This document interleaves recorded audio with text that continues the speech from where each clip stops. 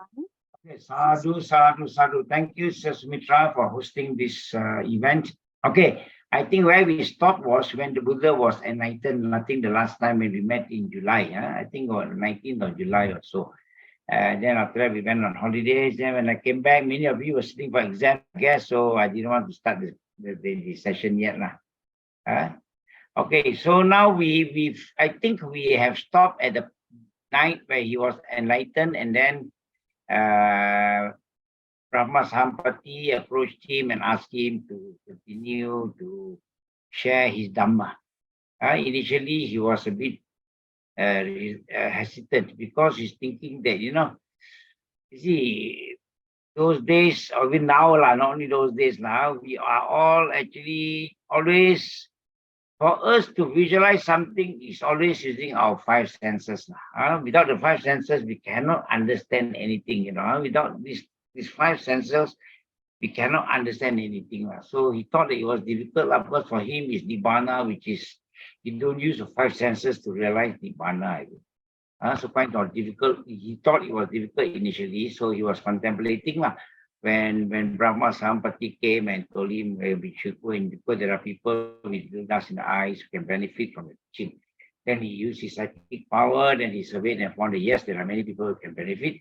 Then he decided to go out to preach. Now, what would have happened if he did not go out to preach? Somebody just tell us what would have happened if he just didn't want to preach, he just remained quiet.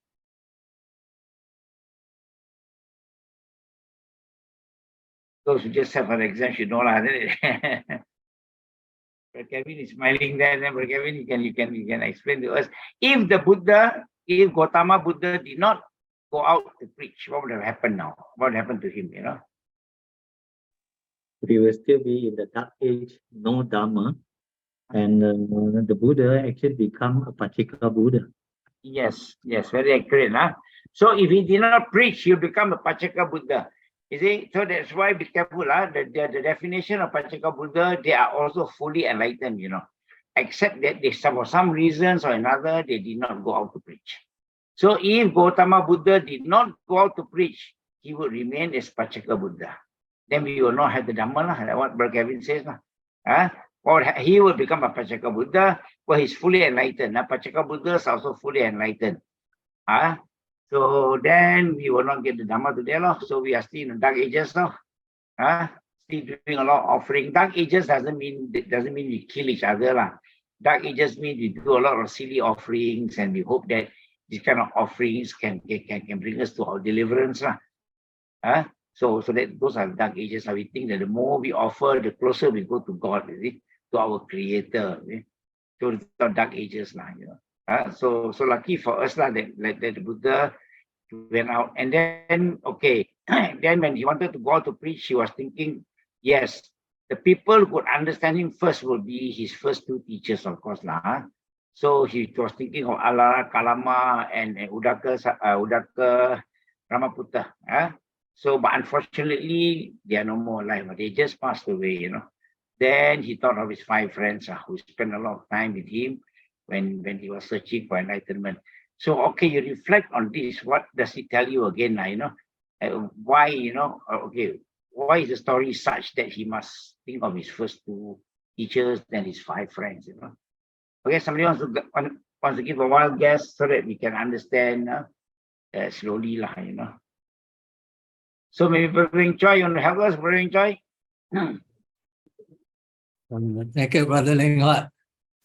I think as when he was contemplating, okay, he also thought that the truth that he realized is something very difficult for common people to understand because it is against the stream.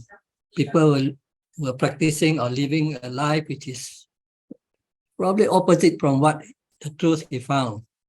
So the only person he thinks who can understand what he's going to teach probably is his two teachers, two people who have sort of very high meditative achievement.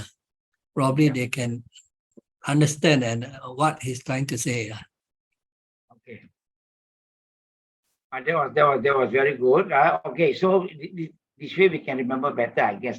So, okay, what Brother Weng Choi said that he chose his first 2 teachers and his 5 friends because he thought that the first 2 teachers would be the only people capable of understanding such theory, His theory looks simple, but yet difficult to understand.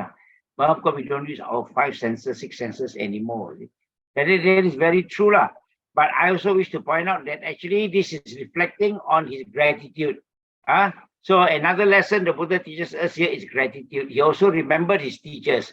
So he said, yes, in gratitude to them, let me save them also. Let me share them the Dhamma, then they can be saved. Rather than they just go to the Arupa realm now, stuck there, So that is also his intention. So another lesson we learn from the Buddha is gratitude. Second time he had demonstrated gratitude to us. And he thought of his 5 friends. But these 5 friends were very faithful. They had a lot of confidence.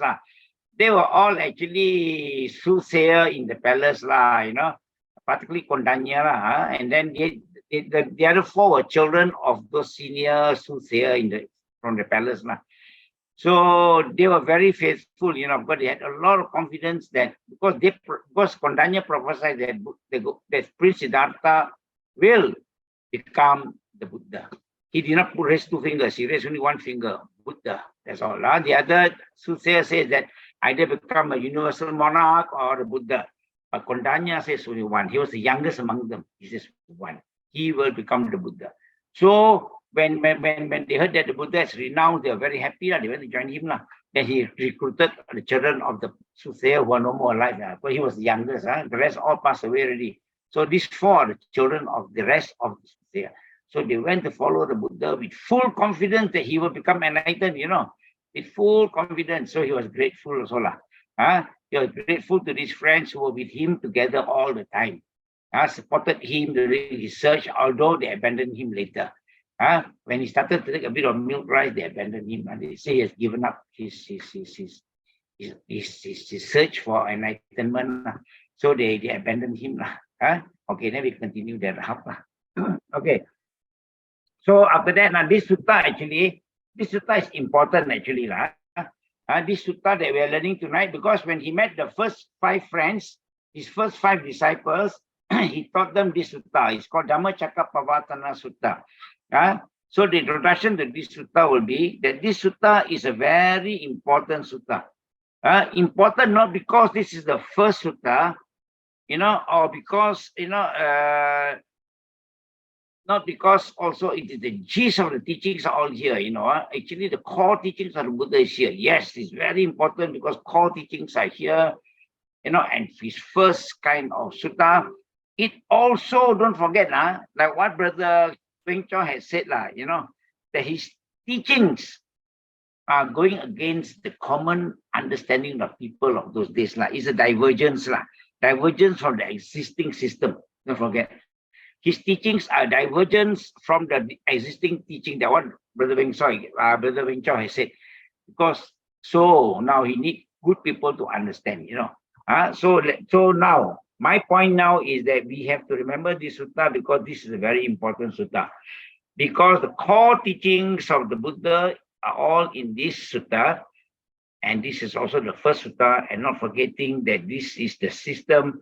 This is the basic truth stating to the point of divergence from the existing system. It's diverting from all the existing system. What are the existing system then?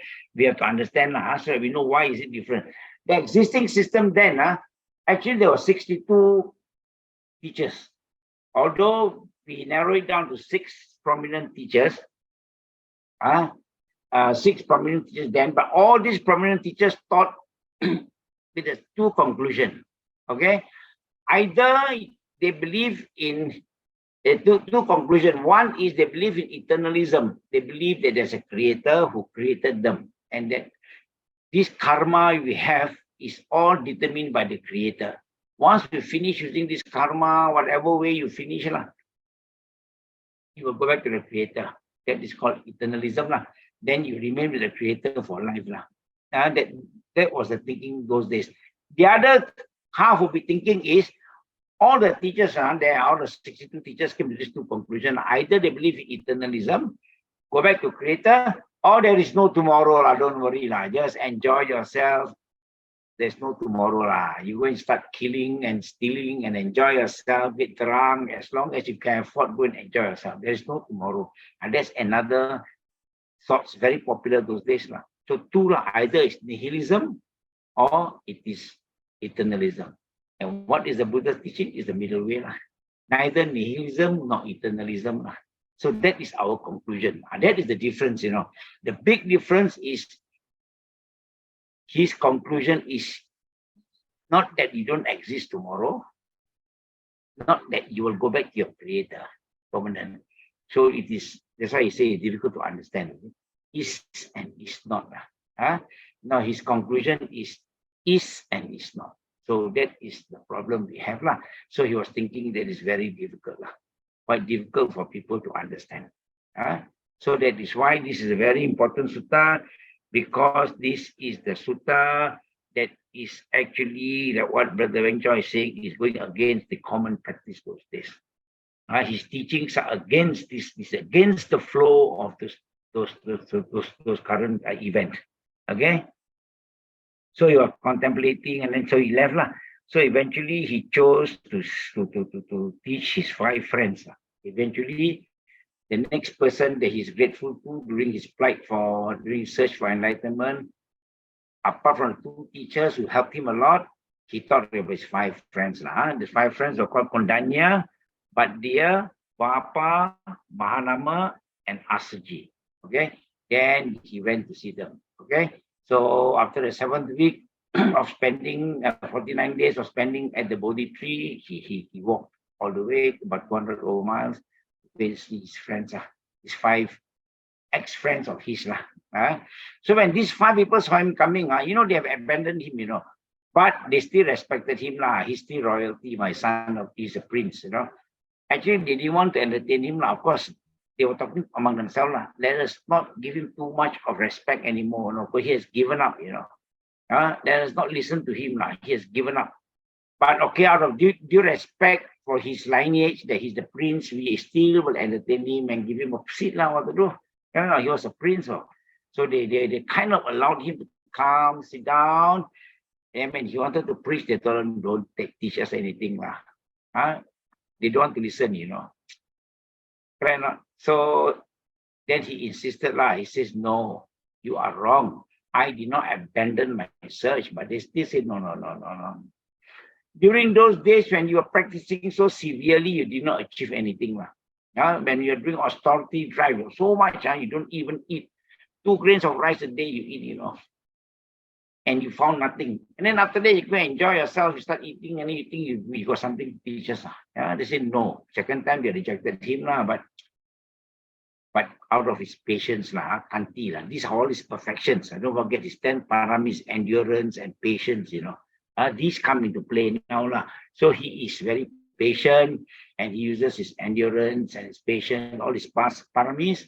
Then he continued to appeal to them, say, please listen to what I have to say. But then when they saw him, all different now, you know, different from the Prince Siddhartha they knew last time. You know, he looks glowing, bright colors, and you know, he looks very serene and all that. So they say, okay, you can tell us. Then he started to preach them what is called the Dhammacakka Pavatana Sutta. So tonight we are discussing about that sutta, and then we will continue his journey where he met the Kassapa brothers, and then we will talk about the Adita Pariyaya Sutta and the Fire Sutta. We covered 3 suttas in this 8-week session. Okay, so we start with the Dhammacakka Pavatana Sutta. So Sister Sumitra will help us with the slide. I hope you got the English interpretation, sister. Okay, so before we start, I will recite and pay homage to the Buddha in gratitude for him, in gratitude of him bringing this beautiful teaching called the Dhamma. Namo tassa bhagavato arahato samma sambuddhassa.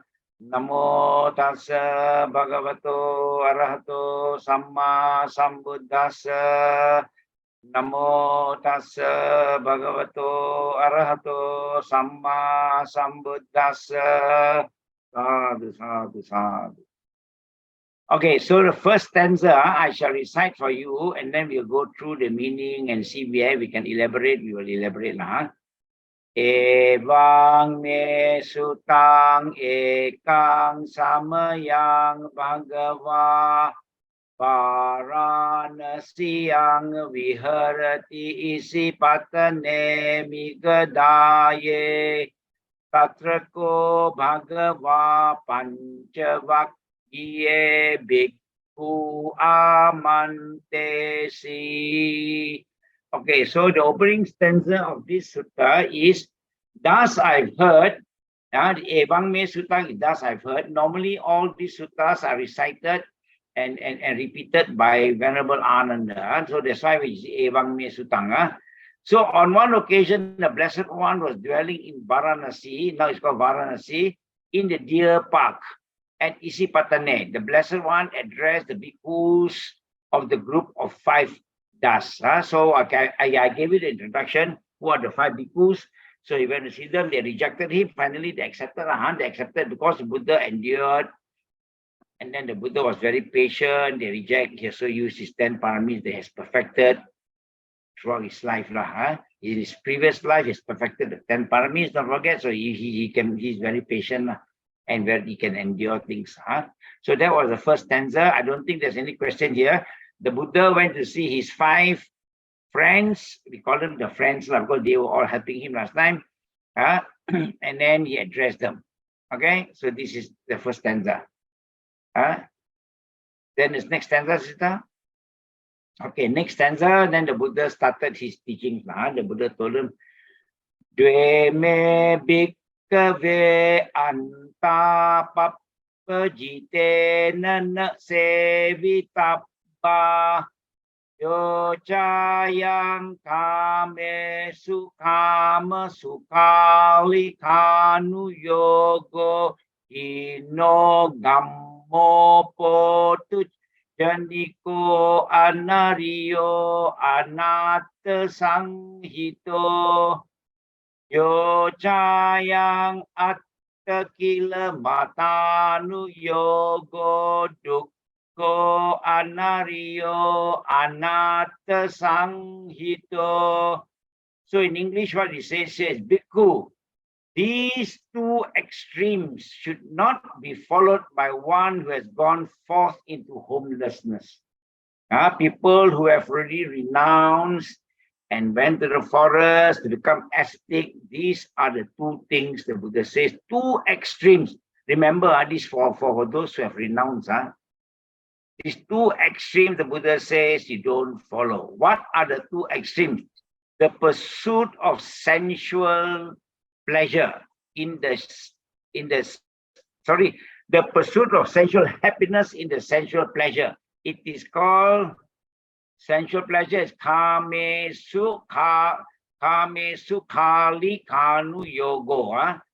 Okay, kame kama sukali yogo. Okay, so the Buddha says, number 1, you don't follow these 2 extremes. The sensual happiness in sensual pleasure, which is low, which is vulgar in the way of the worldlings, ignoble, unbeneficial, and the pursuit of self. Okay, the next one. So the first one, the Buddha says, you do not follow kame sukama sukali kanu yogo because it is low, vulgar, and way of worldlings, ignoble, unbeneficial, okay, in the pursuit of self. Okay, then the next one, the Buddha says, yo chayang attakila matanu yogo. Then the Buddha says, the second thing, the second extreme you don't follow is self-mortification. Okay, what does this mean? We have to be very careful. The kame sukama sukali kanu yogo. That means they say they don't think of too much of sensual pleasures. In this, okay, but remember, this is for those people who have left home. That does not mean that we also cannot have sensual pleasures. We are normal putujanas. We can have, but don't go to the extreme. But for them who have left home, they cannot have sexual pleasures. Okay. It's very clear here.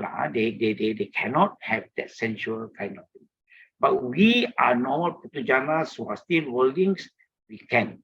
Okay? So don't think that Buddha says we also must give up everything. No. This the Buddha's advice is for those people there. Okay? Because they depend on charity to survive. If they depend on charity to survive, they still enjoy their life, then it is correct? So that's why they have to behave themselves. Okay? So then the next thing the Buddha says, you don't go and do too much of self-mortification. Now, I've explained actually on the Kami Sukha. Okay, now we're talking about essential pleasures. Why essential pleasures essential? Why the Buddha says don't go to that extreme? Why? Anybody wants to guess?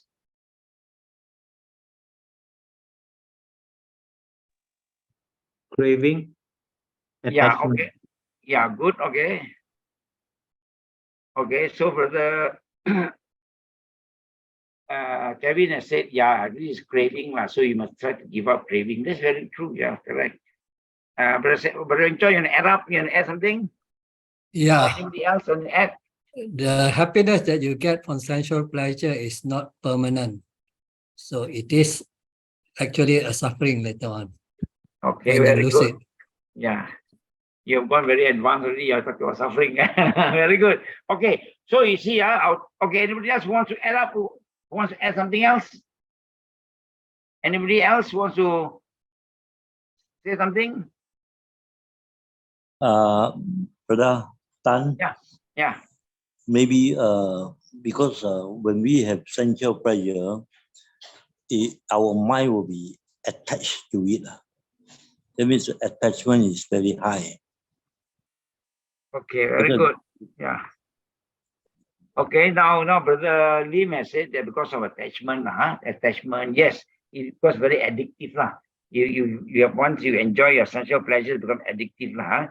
So all these actually, all these that you all have mentioned are craving and temporary. Yes, this happiness all temporary, And then you will be attached. This what happened to all this? These are the three kind of bad qualities that will hinder your spiritual progress. Don't forget. Correct or not? Why we want to give up? Why attachment? Why craving? Why temporary happiness? Because this will hinder. Because the distraction in these sensual pleasures will hinder your spiritual progress. I will add in a bit of that way. Correct or not?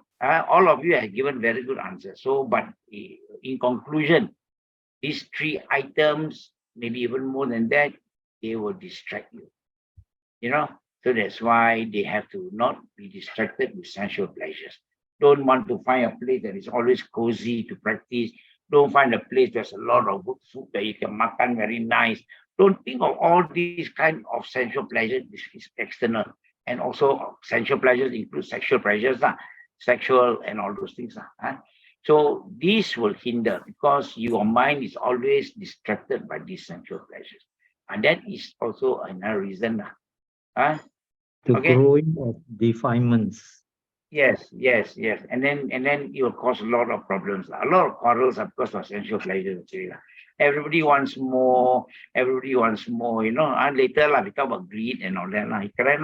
So, okay, the main idea is the Buddha says you don't be distracted. Sensual pleasures are dangerous because it will distract you.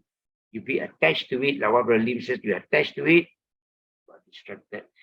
You go for that kind of happiness, you are also distracted. You crave for it too much, you are distracted. So it is a hindrance to your spiritual progress. Okay, so that's why the Buddha says, don't go to that extreme. That is for us. Don't go to the extreme is for us. But for them, definitely they cannot have it. Because they are actually ascetics. Okay. And then the next one is, what is you think is the danger of atta kila matanu yogo? Self-mortification. Why the Buddha says don't go for this extreme? So anybody else want to add? Why did the Buddha say don't go for this extreme? Don't go for this self-mortification. Anybody else want to say something on self-mortification?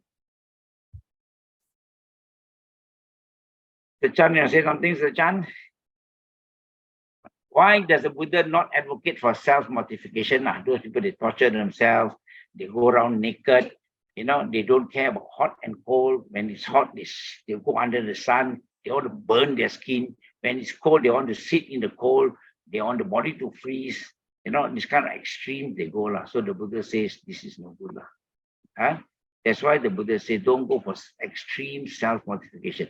The Buddha has experienced this for 6 years.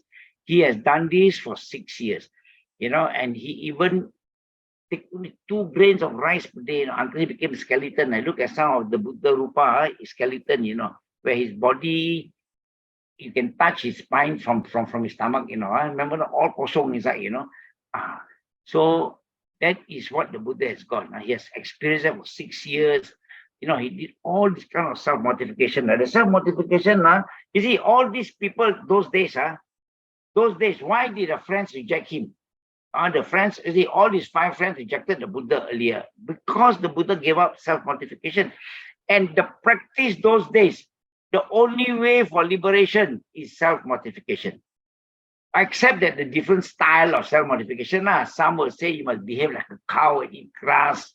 Some will say you behave like a dog and start barking and eat all those dirty things. Some will say you become like goat. These are the things that the various teachers will teach. And some will say eat 2 grains of rice only. Some will say you must sleep on the bed of thorns. And some will say that you must sleep standing, with your leg hook up to the branch, your hand on the ground, and then you sleep that way. So there are many methods. So all these methods were all being practiced and practiced and practiced. And here comes the Buddha. Suddenly he practiced all this, he gave up. He knew this is all rubbish. It's really torturing to your body. So he gave up this one. He knew because he has experienced it for 6 years. He became skeleton thin. And he fainted 2-3 times because his body was weak. When his body was weak, his mind was weak. So he knows this is rubbish. He knows that this self-mortification is not helping. Those days, the people, like I've said, to conclusion, either you go back to God or there is no tomorrow. So the Buddhas realized that this is not true. So the Buddha does not want you all to torture your body. Torturing your body too much doesn't help. Although those days, yes, they believed that the body is the cause for all the akusala karma. Those teachers were all teaching that way, that the body is the cause of akusala karma. How to torture your body to make sure you pay back all these bad things that you have done. Because of this body, you do bad things. So you torture your body. When it's hot, you go naked in the sun. When it's cold, you also must go naked under the tree. So you must eat 2 grains of rice a day. Some say you stand and sleep. Some say you must sleep on the thorns. So all kinds of methods. Then the Buddha went through all this, but the Buddha realized that he's not any wiser. His mind became big. That is why he says, avoid this Kama Sukali Kanu Yogo and Atta Kilamatanu Yogo. It is extreme sensual pleasures and extreme self-mortification. So that was the first lesson the Buddha taught to the 5 friends. Okay, then we go to the next stanza, sister.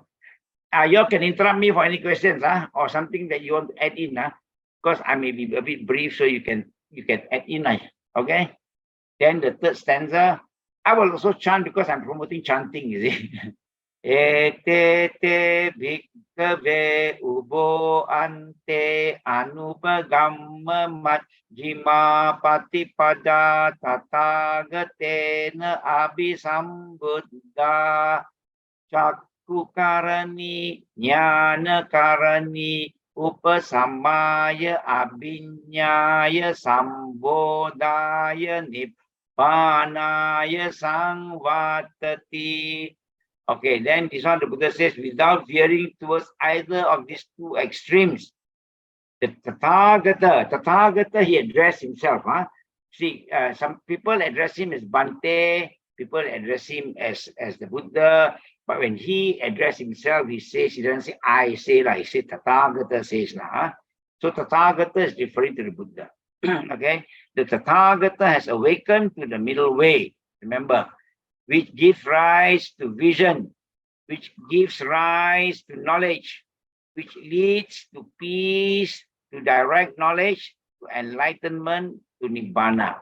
So the word here we have to remember is Majjhima Patipada. That is the middle way. So when we want to tell people, yes, the Buddha's teaching is basing on the Majjhima Patipada, which is called avoiding the two extremes. And that's called the middle way.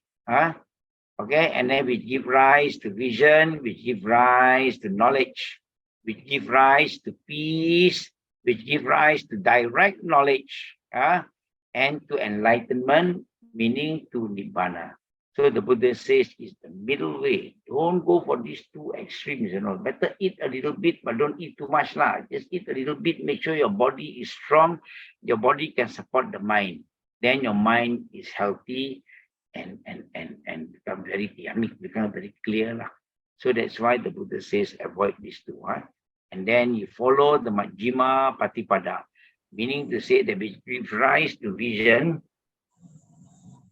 give rise to knowledge, leads to peace, to direct knowledge, to enlightenment, to Nibbana. What does that mean? When they say vision means, sometimes we say vision because you see, we see the truth. That's why they use the word, we give rise to vision. Whereby you're able to see the truth.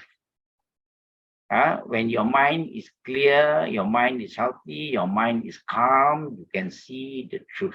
You can see things as is. That's what the Buddha says.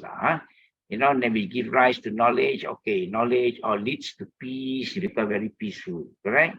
And also give rise, leads to peace, to direct knowledge. Again, the repeated direct knowledge. Sometimes they just they emphasize, of course, commentaries will say that it can mean another thing.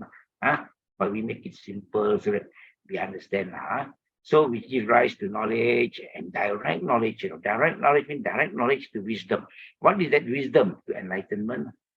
Our knowledge is not about engineering or anything, but it's wisdom. What the wisdom is for? Direct knowledge means what? Direct the wisdom that leads you directly to enlightenment. And enlightenment is Nibbana.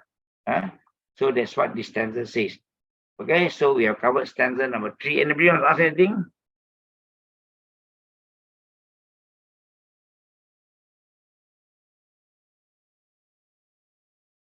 Okay, so vision means, okay, so no problem. Vision means vision through the rise. Vision from the Majjhima Patipada.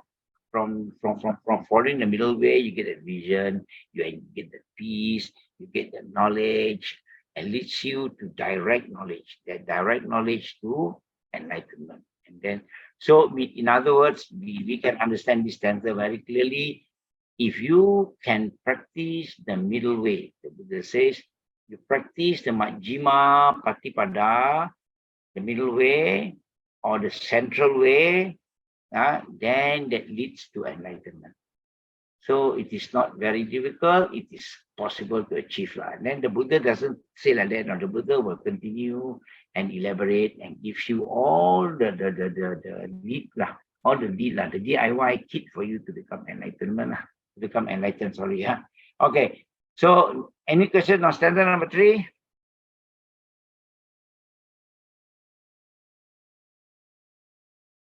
Okay, then we continue with stanza number 4, sister. Of course, if you all have read a lot of, this sutta is backed by many other suttas, later we'll touch on that. So you can put in a lot of interpretation, of course. But I will go directly on this sutta, but please, you can add in with the other kind of related suttas. I will explain to you later. Okay. So stanza number 4.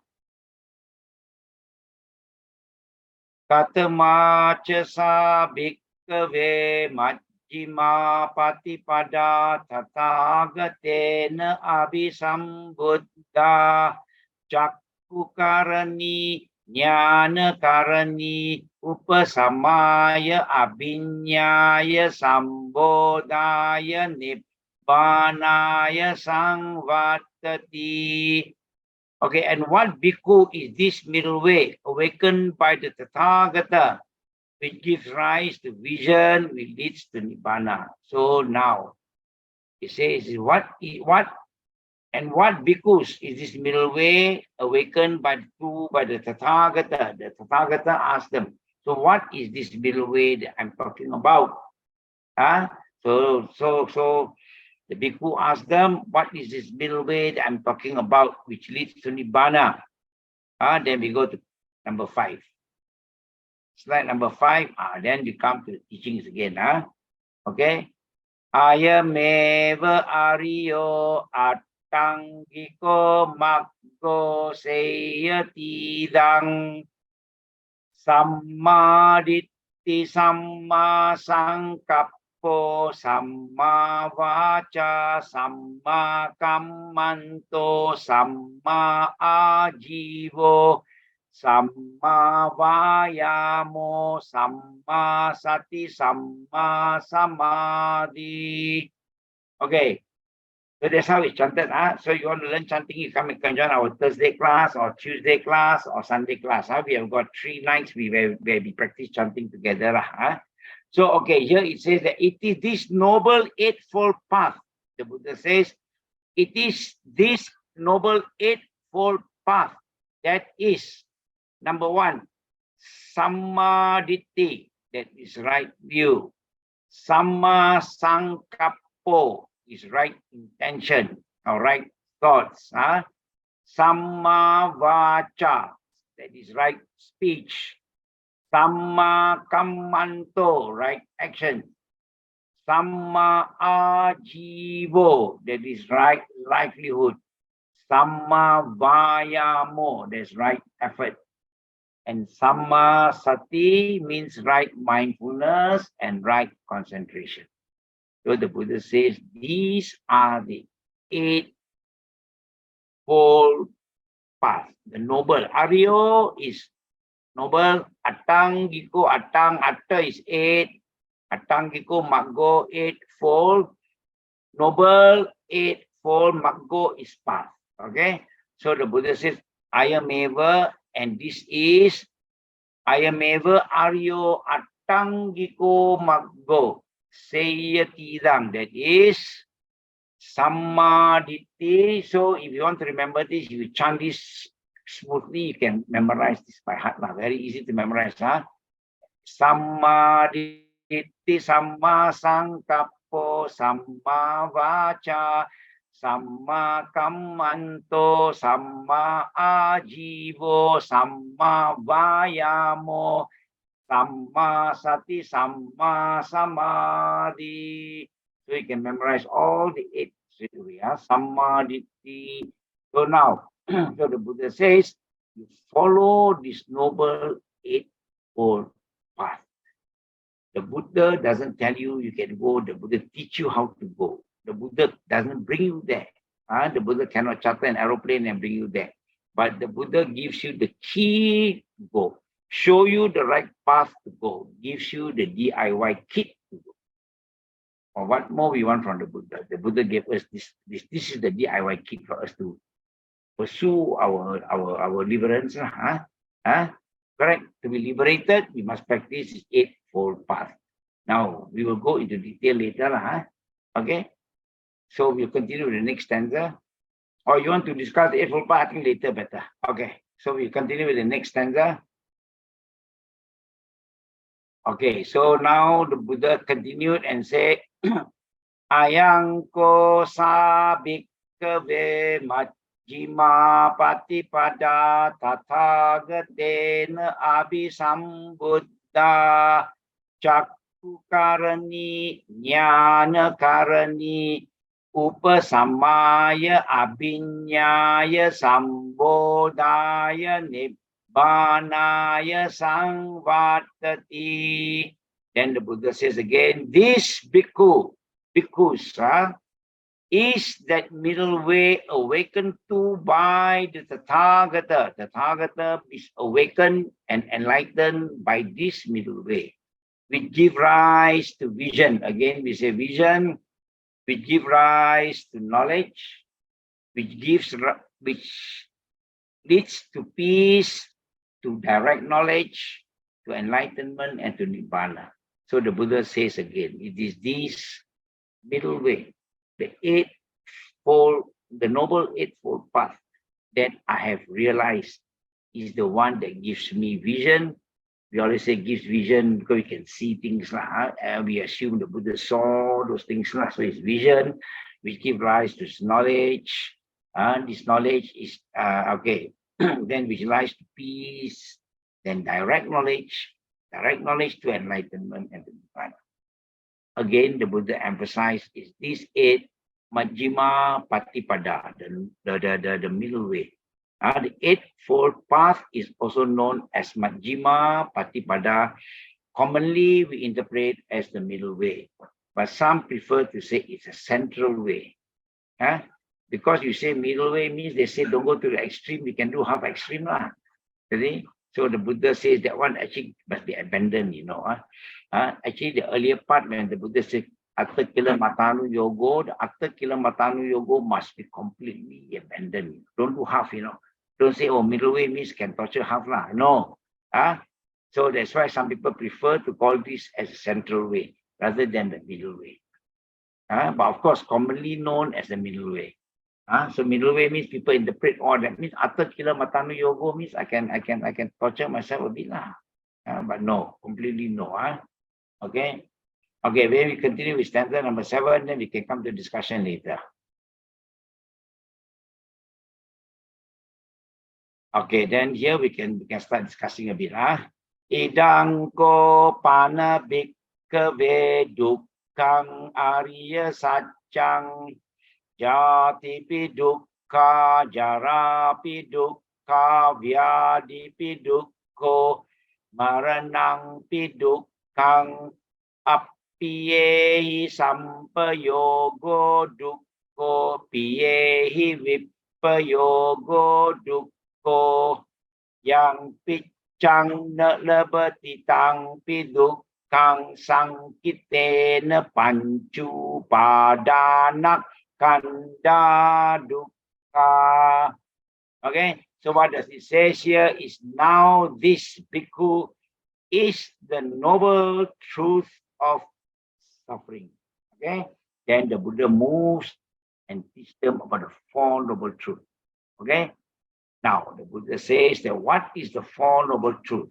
The noble truth of suffering, the Buddha says, birth is suffering.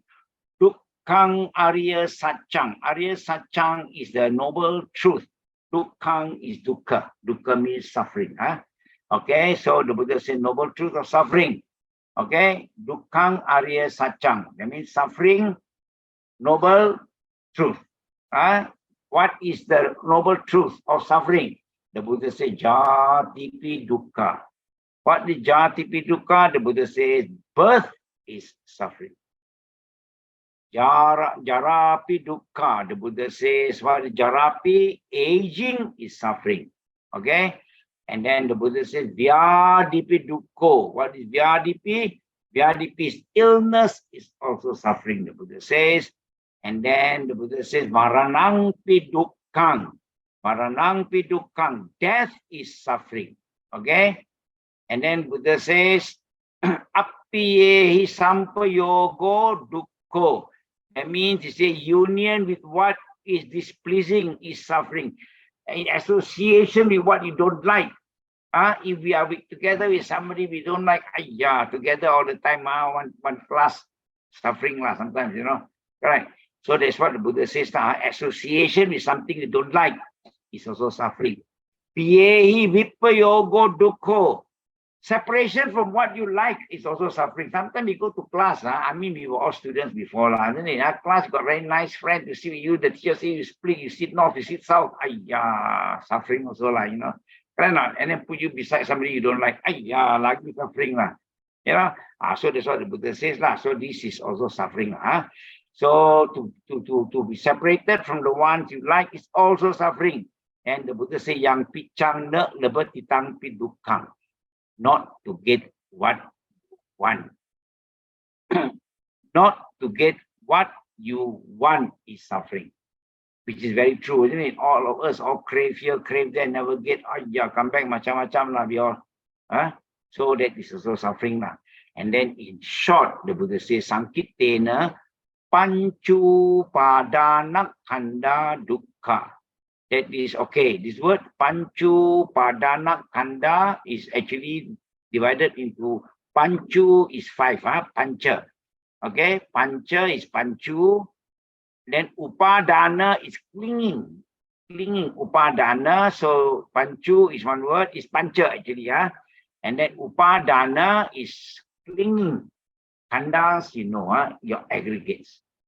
Okay, so the Buddha says that 5 clinging aggregates is dukkha.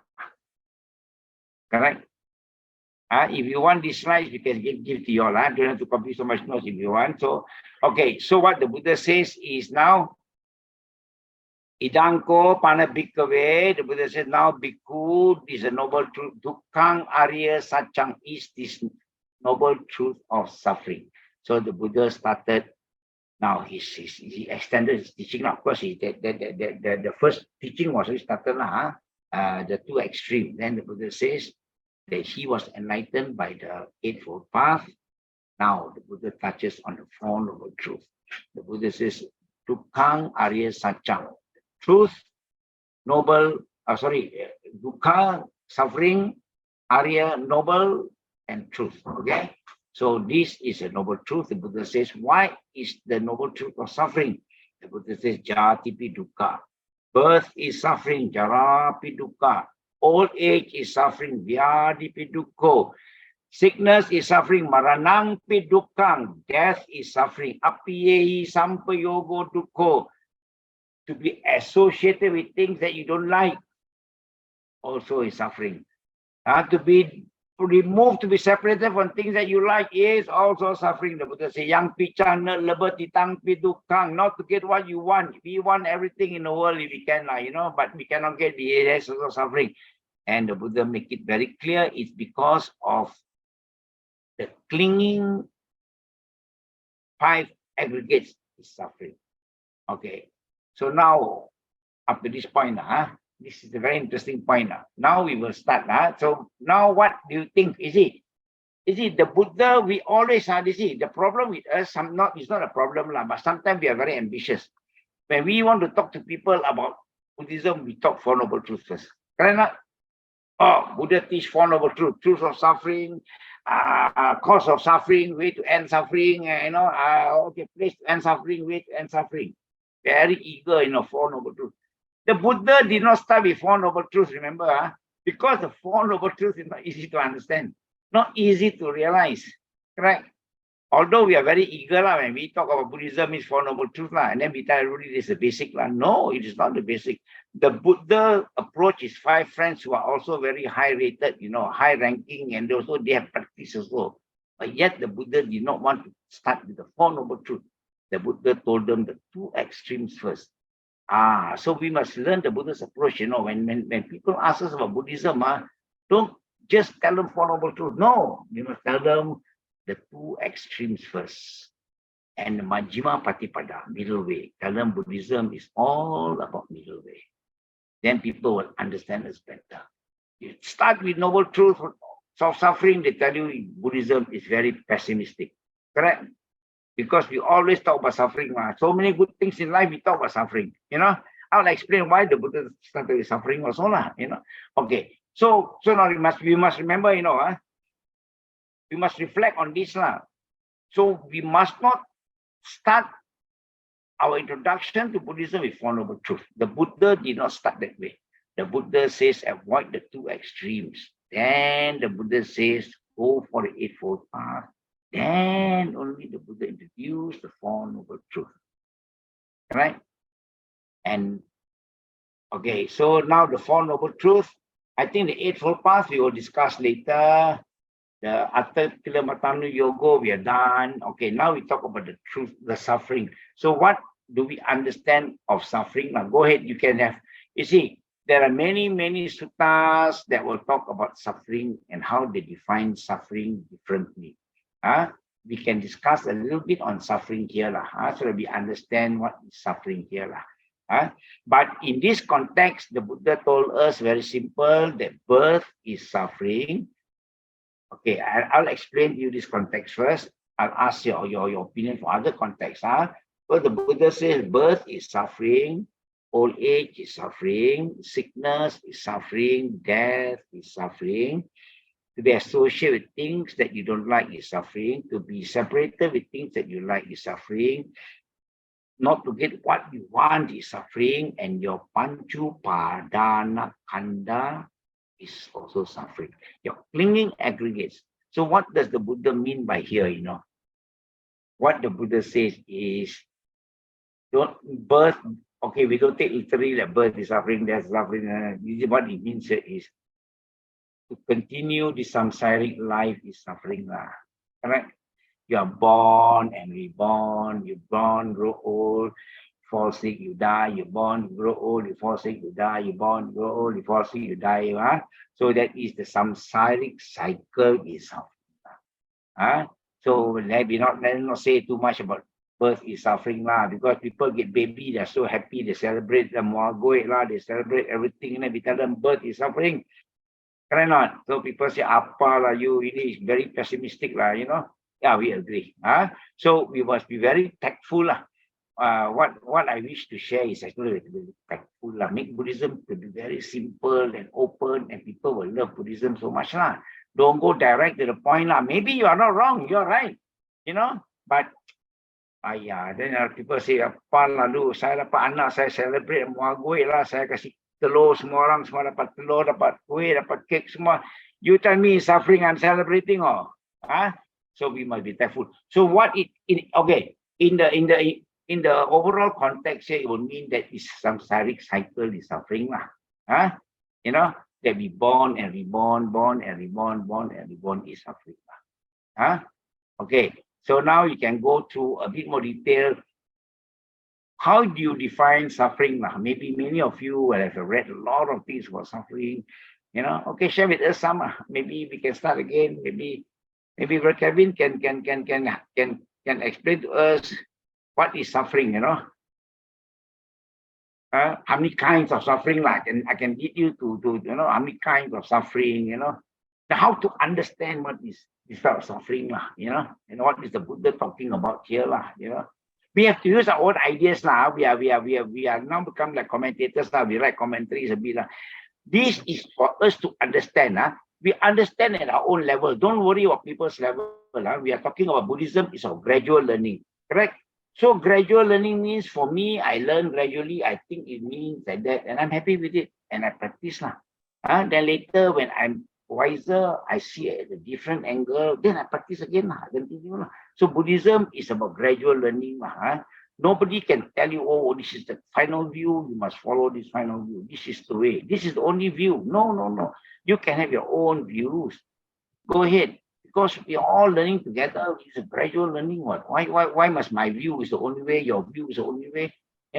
So nobody can be wrong, So what do you mean by suffering, Okay, so Brother Kevin is very wide-read, maybe he can help us suffering.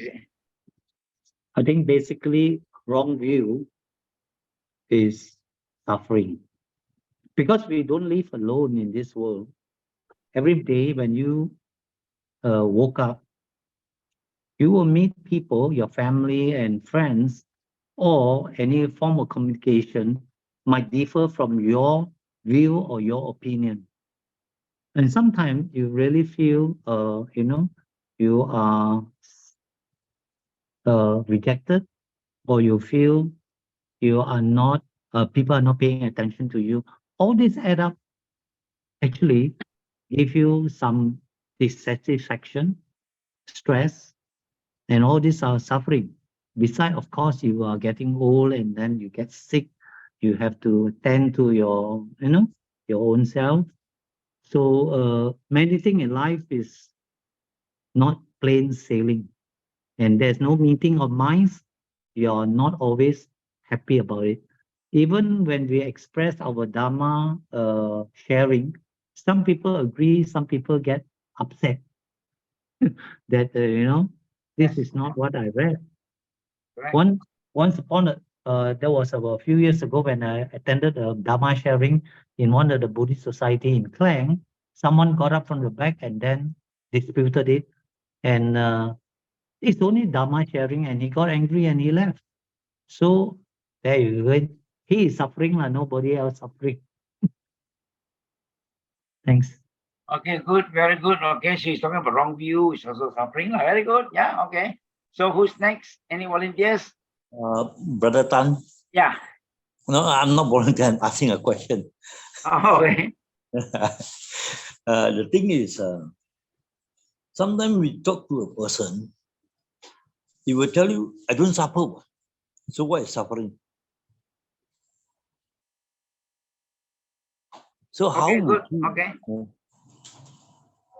Okay, I understand. Okay, okay, very good question. Okay, okay, very good. Yeah, okay. That's why I say, people say birth is suffering. People say, I got my baby, I enjoy myself, I got mogoi, I got party, you tell me it's suffering, you see. So we have to explain it in the context.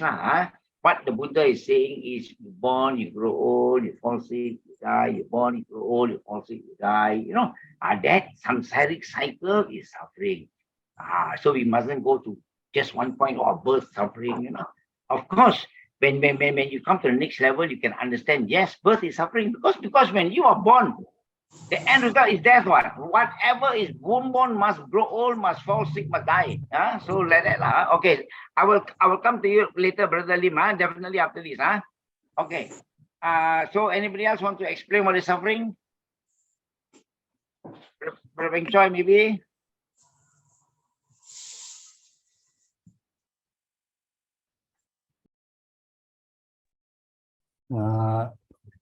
Nothing much to add, I think. About Okay. it's just that we don't get what we want or what we intend it to be.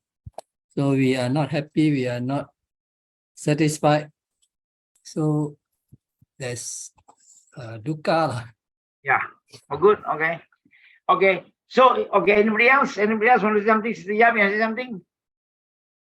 Everybody just chip in a bit. No, you cannot be wrong, don't worry. You see, jati pi dukkha, jara pi dukkha, vyadi pi dukkha, maranang pi dukkha. You cannot be wrong.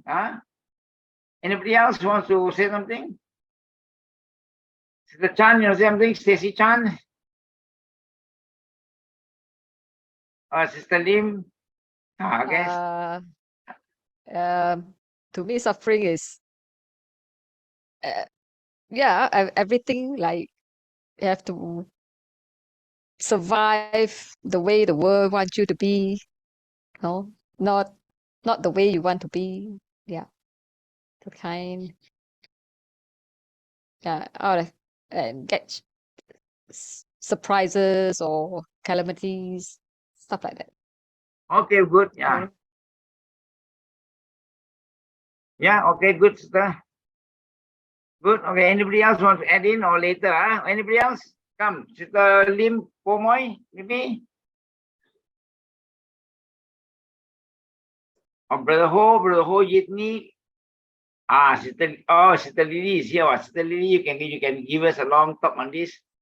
You just finished your exam, so I'm sure very fresh in your mind.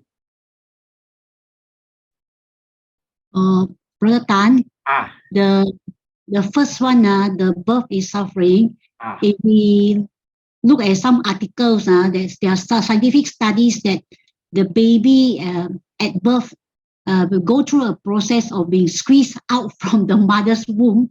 yes. And there's a lot of agitation, and the heart rate of the baby would increase. Yes. This is what I experienced at childbirth. They will monitor the baby's heartbeat. So the heartbeat will increase very fast.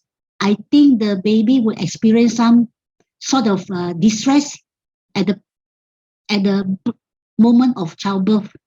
So actually, physiologically, at birth, the baby gasping for air is also suffering. Yeah. To learn to breathe for the first time out of the mother's womb is also suffering. When we say that our life is so happy that we do not suffer, sometimes even when we sit down, we have to switch position many times because already bosong in one position. I think that is also one very subtle part of suffering. This is my personal opinion. Good. It was very true, sister. Very good. Actually, this is what we want now. We must share our experience now, personal experience on something. Well, very good. Yeah. Yeah. Okay. Okay. Anybody else want to say add on suffering? Yeah. Very good, very good. Yeah. Your personal experience with Maranang Pi Tukang, why not? Yes, this is what the Buddha says. So Siya can say something, Siya? Yes. Yeah, if you cannot find a solution to the problem, then that's really very suffering. True. Yeah. Okay. Yeah. That's what I always feel when at work. If you cannot find a solution to the issues that you meet, tell you have to crack your head. Yeah. Better bang your head against the wall. Agreed. Yeah, correct. Exam is suffering also, I know. Yeah. We say, exam also suffering. Why want to go and sit for exam? Sometimes we volunteer to go for these extra courses and sit for exam. That's why I say I put the exams on side. I'll just go for lessons first. Yeah. I know you Life come is for my already chanting so class. I ask you to suffering chant, you also stress also lah. Yeah. Suffering also. Yeah, life is already suffering by Correct. Okay, good. Yeah, I know. In a chanting class, I made it very nice and simple. Don't worry, lah. We just play, But of course, I know very stressful, lah. For some of you, No, but actually, honestly, Brother Leng Huat, I enjoy the classes in very good. Okay, in the chanting, and I always sleep very well on Sunday night after the chanting. Very good. Okay, good. Okay. Must thank you, Brother Leng Huat. Okay. So Sumitra, you add something? She has just finished her diploma course also. Many of us are studying now, for Buddhist courses. Very good now, Okay. Sumitra, anything about suffering? Anything that you think that you want? For me, the most experience besides aging is suffering, sickness is suffering. Yeah. Because these two, I really experienced it. And I knew what the impact is on our daily life. When things doesn't go smoothly and doesn't go accordingly, you will find that it might lead to some other, like lead to death, separate with the associate with somebody or something you don't like medicine, treatment, disassociate with the one you like. You have to separate from your families. And then what I wanted to do due to the hindrances of the health issues, I can't do what I want to do. So I find that I couldn't get what I want. Correct. It's a string. Everything goes connected. Yeah.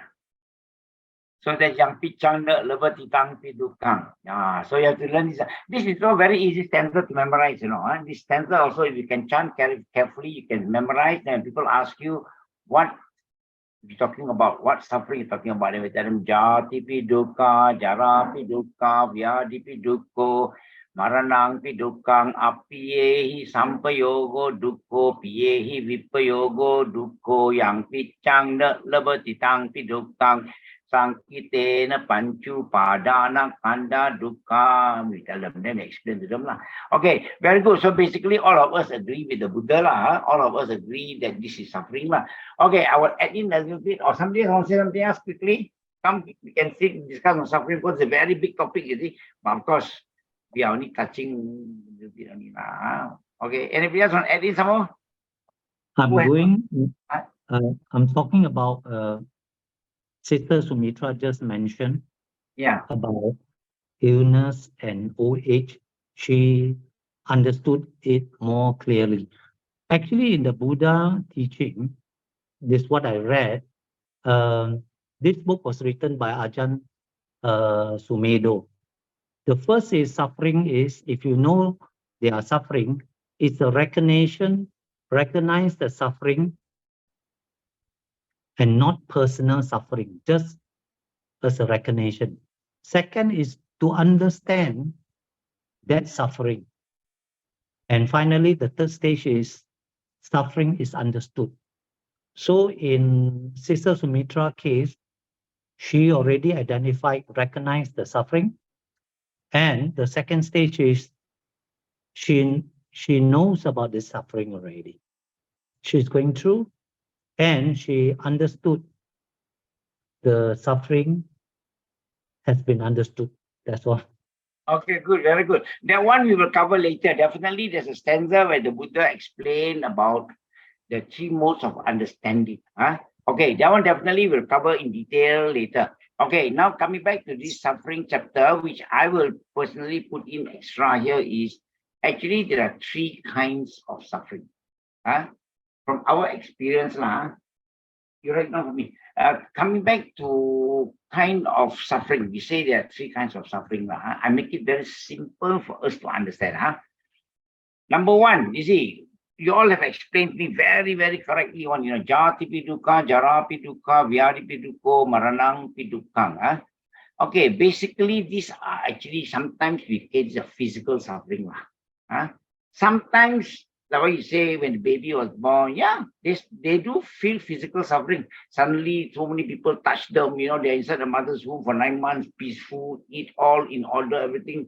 Suddenly they come out, they start breathing, somebody will tap on them, and then macam-macam will happen to them. I see the process of giving birth. So, of course, that is actually stressful, we agree, it's very stressful, So, those kind of stress that we have, those we call them physical suffering. Correct? I'll give you another example. So we got one called physical suffering. Then the next one, you see that the Buddha is talking about one is physical suffering. Yes, the Lily has demonstrated that very well. Jati pi dukkha, yes, physical suffering.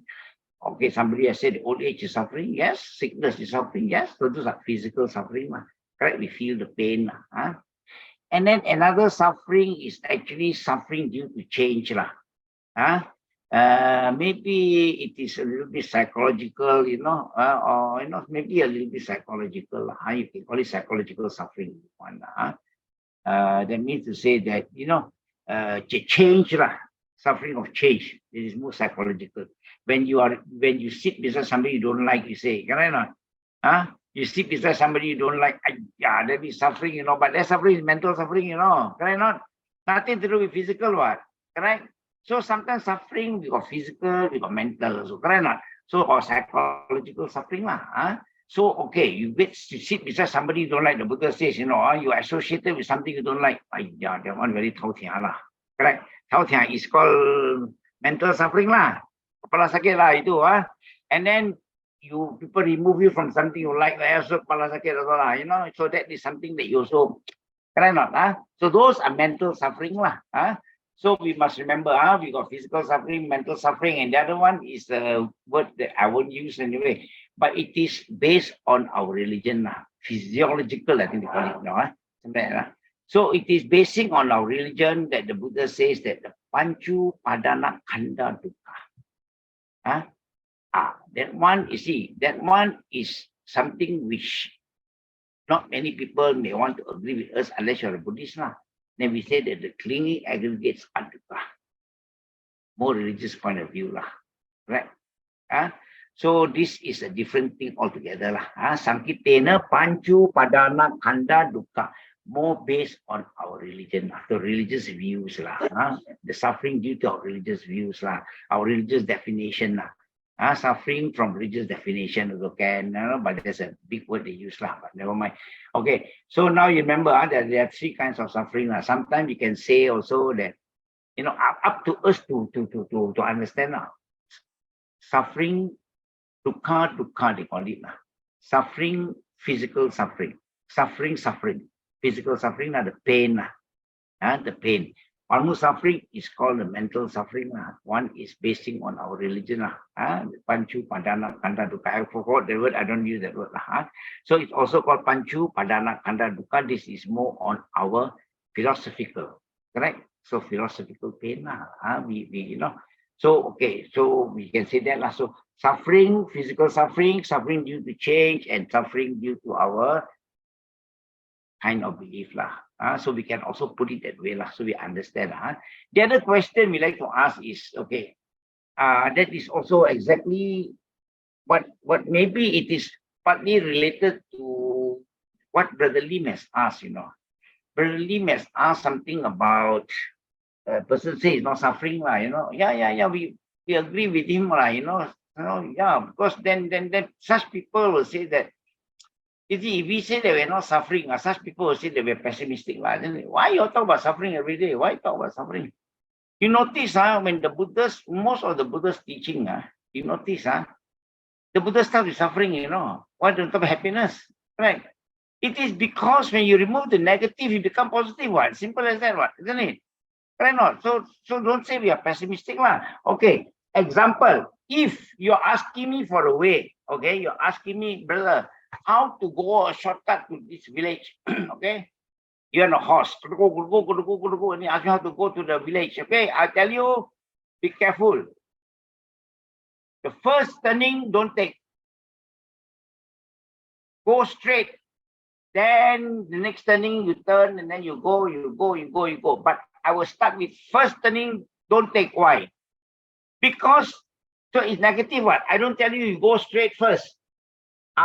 First turning, don't take. I don't tell you that way. I will tell you, remember, the first turning, don't take. Or the second turning, don't take. I will tell you that, like example, okay, let's say, I tell you, okay, first turning, don't take. Then you go straight. Second turning, you turn right. Second, you turn left. You turn right, turn left. But why? I will tell you, first turning, don't take. Example, if the first turning is a cliff, if you go in the dark, you just drive, boom, you fall off to the cliff, you die straight away. So I must tell you, don't take the first turning, correct? Because the first turning is critical. If you make that mistake, it's your life, end of your life. So that is why the Buddha tells us, don't do this first, because this is, you are continuing with our life cycle, correct? The Buddha is teaching us not to die anymore. In deathlessness, the Buddha's teaching is about deathlessness, so that we don't die anymore. So the Buddha said, don't do this, don't do that. Like I tell you, I hope I have made it clear. When you ask me for a way, and I know the way, and I will tell you, okay, if I take first turning, don't take first turning, then the rest you go. You say I'm negative. Now, when you say the rest go, then first turning don't take. Because first turning is a critical turning. If you take that turning, there's a cliff there, you're going to fall down. Correct. So that's why sometimes the Buddha starts with negative. So cannot say that the person says it's not suffering. So we explain to him, Buddhism is not about suffering. But it is about continuing our life journey that is suffering. Can I have the question? So that is what we are saying. Okay, so I hope it is clear. What else I want to tell you about suffering? Okay, and then the Buddha's teaching, if you realize the Buddha's teaching is actually all about experiential. Buddhism is not about theory. Buddhism is not about instruction from anybody. Instruction from the Almighty, instruction from the Supreme Being. There's no such thing. Buddhism is an experiential religion. The Buddha's experience all this, and he tells us not to do. It is not about theory. Okay, okay, briefly. Yeah, sorry. I was reading some questions here from the Facebook actually. Okay, Karan, please, sorry, brother Karan. Can I further ask a question? Now, if he say he don't suffer, can it possibility be? Impossible to say that we don't have dukkha in life, unless okay, the Buddha left home, the Buddha left his beautiful palace to find a way out of suffering for us. Okay, but the Buddha has seen that life is actually, I put it, full of suffering, like what the Buddha says, jati pi dukkha, jara pi dukkha. When you are born, you like it or not, you must grow old. Actually, in life, it is never. If you say you are not suffering anymore, then you are an arahant, Correct. That means you have overcome greed, hatred, delusion, As long as we still have greed in us, we still have hatred in us, we're deluded with a lot of knowledge, I think that is leading to a lot of suffering. So the Buddha actually left home, like I've said, he left his beautiful palace, luxurious home to find solution to end suffering, So I do not know, I will not dare to say that I don't suffer. I don't think, I think my life is a lot of suffering also. Whatever we do, we are not satisfied. Dukkha here is not necessarily 100% physical suffering. It can be mental, it can be also, we say that this suffering is, it can mean depression, it can mean disappointment, it can mean a lot of things, like it encompasses all. Unsatisfactoriness, unhappiness. I'm sure in life we must have been unhappy before. I'm sure in life we have been unsatisfactory before. So these are the things that we cannot say we have not. I don't think somebody is being very truthful if he says he has not experienced any dukkha in life. Okay. Actually, there's a quick question that okay, we will just help these people on Facebook. They just ask, if we are attached to our knowledge, is it a hindrance to enlightenment when we and how we do let go of this attachment? I don't really understand what you mean by when we are attached to our knowledge. If your knowledge is contrary to the teachings of the Buddha, or is an hindrance to your spiritual development, then you must let go. Otherwise, if that knowledge is part of the teaching, then it cannot be a hindrance. The question is, if you are attached to our knowledge, yes, attachment to knowledge can be dangerous sometimes, particularly when the knowledge is not. You see, remember always, when the Buddha says the Eightfold Path, the front word I always stress is samma. Samma means right. Okay. If you have the right knowledge, you cannot be wrong. If you have knowledge, you can be wrong. Correct. Now, example, we say, okay, in Buddhism, we always talk about mindfulness. Not we talk about mindfulness, we talk about samma sati, we are talking about right mindfulness, Maybe the others, they talk about mindfulness. Mindfulness without samma, okay, without the right mindfulness. We talk about right mindfulness. The word samma is very important. Why is it important? Because of mindfulness, like I always give this example, for the cat to catch a rat, the cat must be mindful, And the cat must be very mindful and very tactful and wait at a certain corner where the rat will pass by, then spring and catch the rat, correct? So that's mindfulness, correct or not? And that is not the mindfulness the Buddha teaches us, correct? So also when people want to do bad things, when they want to steal or rob a bank, they also must be very mindful, They must plan and then see how the movement of this. They have to do a lot of work also, correct? That is not the mindfulness that the Buddha is advocating, correct? That is mindfulness, yes. So in the West, maybe people talk about secular mindfulness, but can be dangerous if you're not careful, correct? But Buddhist mindfulness cannot be dangerous because we talk about samma sati. Samma means right mindfulness. The mindfulness that you use to train for you to clear your mind, for you to see correct things, to see good vision, to get vision, and then to be enlightenment. Correct? That is our mindfulness. The secular mindfulness is different. Okay. So like I've said, sometimes the secular mindfulness people, they plan and make you work so hard, like a slave in the factory, correct? That's mindfulness. They employ all these people and they plan for you. Oh, we must motivate them like that, motivate them like that, motivate them like that, And then we sell our life to the factory, And then when we are stressed out, they send us to another mindfulness course to distress. Mindfulness to distress. So that is not that kind of mindfulness we're talking about. Remember, in Buddhism is samma sati. So the knowledge that this question asks, we have to be very careful. If it's samma jnana, we call it, that's right knowledge, then it's very good. Okay. But it's just knowledge can be wrong. So also mindfulness can be very detrimental to us also. Correct? Don't say mindfulness is good, it can be detrimental also. Correct? You can use mindfulness for a bad purpose, but that is not advocated in Buddhism. Ours is called samma sati, right mindfulness. Mindfulness, like I've said, we have experienced a lot of people, they employ people to motivate their workers to work like a machine, Wow, they go for the courses, they come back, they work like a machine, they forget everything, and then they get stressed out. Send them again to distress, go to another mindfulness course for distressing, So poor fellows like us got to be thrown here to to be motivated to work hard. Next week, next month, I go crazy. Really, they send me to another course to distress myself. You know, we have seen this before. I'm sure many of you who come from business houses and all that, you know how they work. Huh?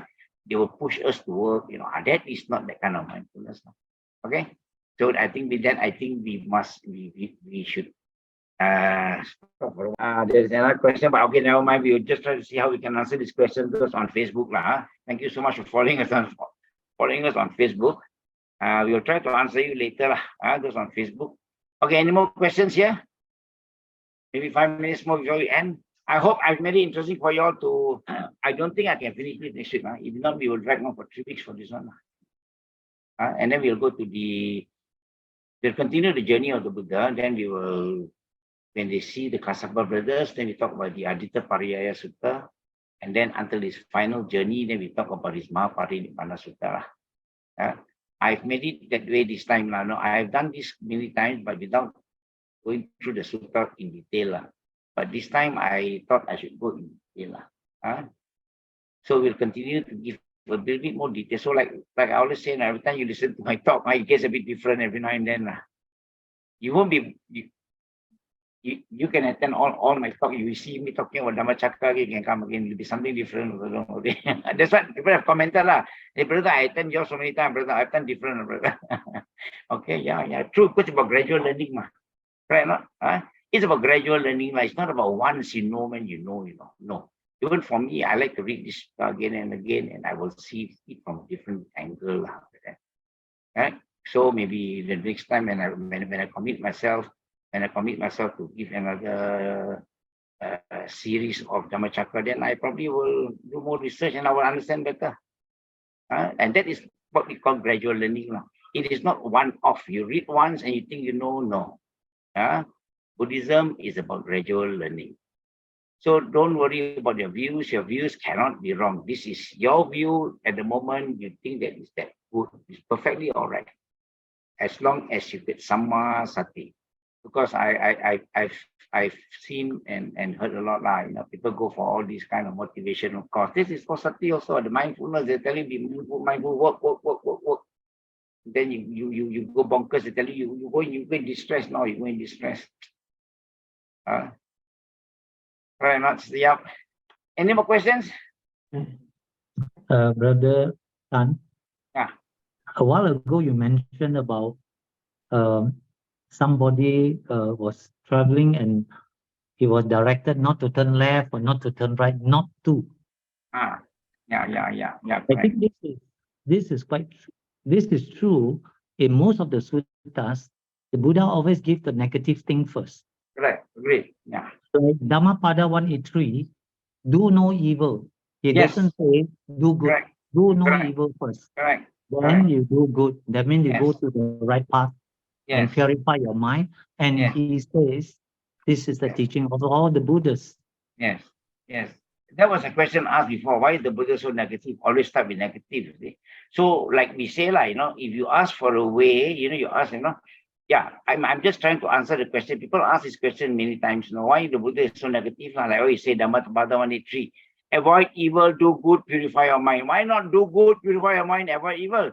But because if you do evil, you go straight to some unwholesome place, some lousy place, woeful place.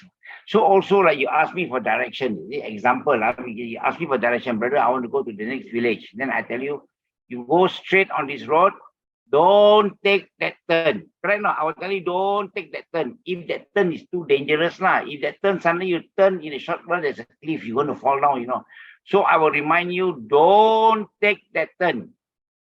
Then go straight, isn't it? I won't tell you, you go straight, turn left, turn right, and that first turn you don't take. Then too late, really, can I not? So I must tell you, don't take that turn first. That's what the Buddha says. That's why the Buddha had to be very negative, because these kind of things will lead us to a very woeful state, and there's no more cure, in case you do it wrongly. So the Buddha says, avoid evil. But if the Buddha says, do good, you went to evil first, it's too late, really. Correct? That's what I meant. I'm sorry if I didn't put it very clearly for you. I'm not a very trained person, Okay. Anything else, Kevin? Okay. Brother Joy, okay? Okay, no questions. Okay, so that means we'll conclude tonight's sharing. So that means we can spend more time on Dhammacakkappavattana Sutta. Then we will go to the Aditya Pariyas. So we continue the journey of the Buddha lah, and then when we come to that part, then we go with the Sutta lah. So if there's no more questions, then we will conclude our session today. So let's do some quick dedication then. So brothers and sisters in Dhamma, for the past hour and 35 minutes, I'm sure your mind was very focused on trying to understand the Dhammacakkappavattana Sutta. And I'm sure during such time, your mind stayed very concentrated and focused. No unwholesome thoughts came to your mind. No greed, hatred, delusion came to your mind. And when your mind is free from greed, hatred, and delusion, that's where you accrue abundance of merit. And these merits we always dedicate to our protective devas. We hope that they will rejoice in these merits and continue to bless us with good health, longevity, success, happiness, and above all, wisdom to continue to walk the Buddha's path. We will also not forget our loved ones who are no more with us, and all our past relatives, particularly now during the 7th moon, all our past relatives, long lost relatives, people we have not met before, and also our loved ones who are no more with us. We will dedicate this merits to them also. And if they're reborn on the celestial planes, we hope that they too will rejoice in these merits. And they too will eventually attain the five bliss of Nirvana, and they will shower unto us the choicest blessings and protection. However, in the event that if they need our merits to help them in their spiritual well-being, may these merits reach them and help them in their spiritual well-being. And our aspiration as always, may we be blessed with company of the good and the wise always. May we not deviate from the teachings of the Buddha. May we not follow the ways of the foolish. May we be blessed with good friends and good teachers who can guide us along the path of the Buddha until we reach our final liberation, Nirvana. Etavata cha ammehi sambatang punya sampadang sabbe deva sabbe satta sabbe bhuta anumodantu sabba sampati siddhya. Idang me nyati nang hotu sukita hontu nyatayo. Idang me nyati nang hotu sukita hontu nyatayo. Idang me nyati nang hotu sukita hontu nyatayo. Imina punya kammena mame bala samagamo satang samagamo hotu yava nibbana patiya. Adu, adu, adu.